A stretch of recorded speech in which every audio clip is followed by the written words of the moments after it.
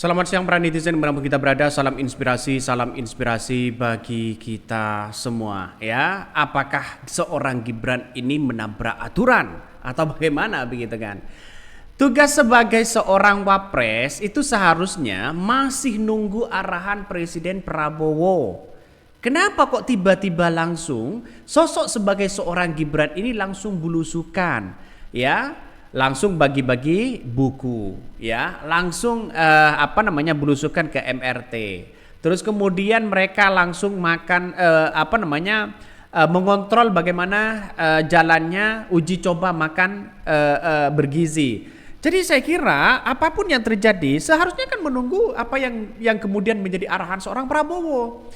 Jadi agak lompat begitu kan ya. Sosok seorang Gibran ini seharusnya menunggu arahan dari seorang Prabowo, tiba-tiba melompat di situ. Tidak mau diatur nampaknya ya.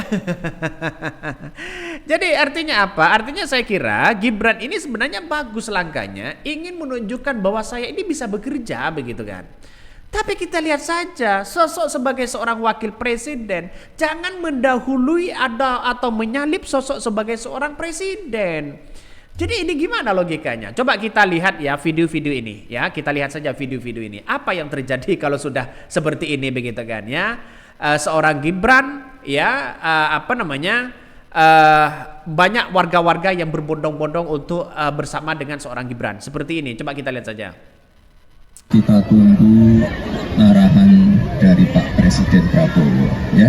Itu. Pak Gibran, Nabila Pak CNN Indonesia TV, berarti masih menunggu kabinet. Kalau dulu kan Pak Ma'ruf Amin ini penugasannya ada di soal Papua, pemberantasan kemiskinan ekstrim dan lain sebagainya. Masih sama, tapi sekali lagi kita tunggu arahan berikutnya dari Pak Presiden Prabowo. Mas Gibran, ini kan Mas Gibran dari kemarin terakhir mengusulkan nih Mas Gibran, apakah memang pembagian tugasnya sama Pak Prabowo seperti Mas Gibran yang mengusulkan Pak Prabowo? Kita ini pembantunya Presiden, kita pastikan pembangunan yang ada, pembangunan yang sudah berjalan, ini bisa tereksekusi dengan baik, sesuai timeline yang ada. Kemarin kita ngecek MRT, LRT, lalu ada tempat spot center yang ada di Cibubur. Nanti kita akan cek tempat-tempat lain juga. Yang jelas kita pastikan lokasi-lokasi ini, terutama yang proyek strategis nasional ini, bisa berjalan dengan baik sebelum diresmikan oleh Pak Presiden Prabowo. Bagi saya, makan bergizi untuk anak-anak dan ibu hamil ini adalah strategik.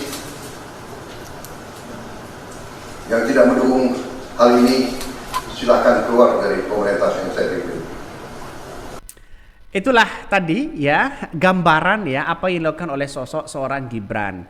Tapi saya berpikir bahwa apa yang kemudian disampaikan ya sosok seorang Gibran ini, banyak yang mengatakan wah ini hanya pencitraan. Ada yang mengatakan seperti itu begitu kan. Tapi kenapa sosok seorang Gibran ini tidak nunggu arahan Prabowo, kok tiba-tiba langsung lompat sana lompat sini nih. Sering-seringlah ya begitu Mas Wapres ya. Soalnya saya senang baca komentar-komentar model-model anak-anak abah semua. Ini komentar netizen. Kerjaan Wapres cuma gitu doang ya, kayak makan gaji buta. Harusnya sekalian nyangkul gaspal ya, panen gabah ya. Jadi sebagai seorang presiden dan wakil presiden ya, seorang wakil presiden itu seharusnya menunggu arahan dari seorang Prabowo sebenarnya. Tapi kalau lompat sana lompat sini ini gimana begitu ya. Bahkan ada yang mengatakan mohon maaf ya, just my two cents ya.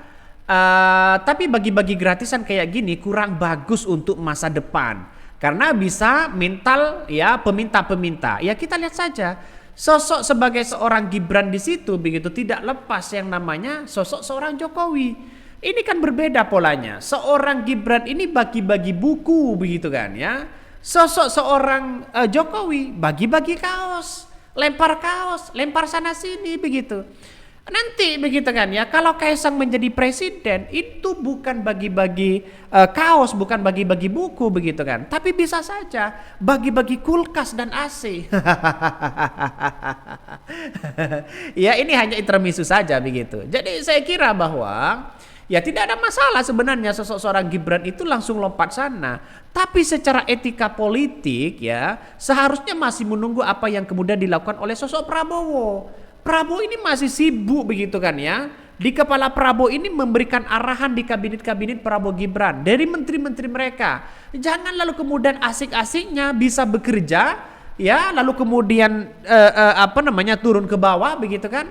Ini bukan soal itu begitu kan ya, tapi soal bagaimana antara kolaborasi pihak kementerian sebagai presiden dan wakil presiden di situ berkolaborasi. Hal-hal masalah uji coba kasihkan saja kepada kementerian, cukup selesai. Kasihkan kepada dinas-dinas mereka, minta data laporannya bagaimana, itu baru begitu kan ya. Jadi kalau Gibran ini berbeda begitu kan ya. Berbeda ini turun ke bawah, bulusukan bekerja di situ, tapi diminta pertanggungjawabkan implementasi apa tujuannya. Mereka nggak ngerti begitu kan. Kan bisa saja itu terjadi.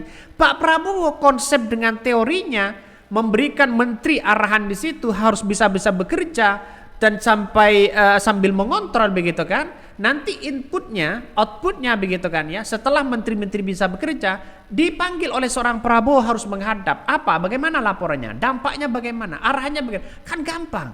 Seorang presiden dan wakil presiden itu bukan bekerja langsung belusukan, bukan. Tapi bekerja secara regulasi dan menjadi kontrol terhadap bagaimana warganya, bagaimana masyarakatnya. Itu paling penting.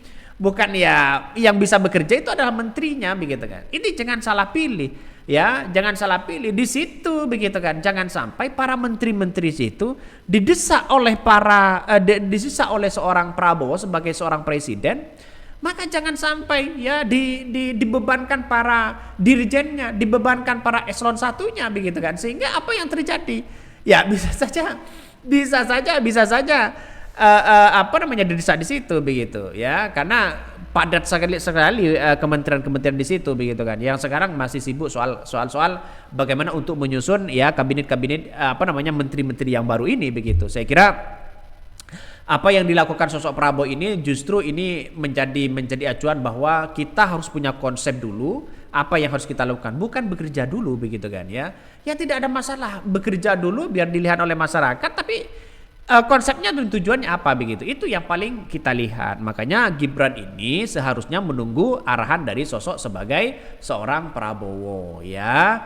Coba kita baca ya beritanya begitu kan dari Tempo begitu kan ya, yang mengatakan tugas sebagai wakil presiden di situ seharusnya menunggu dari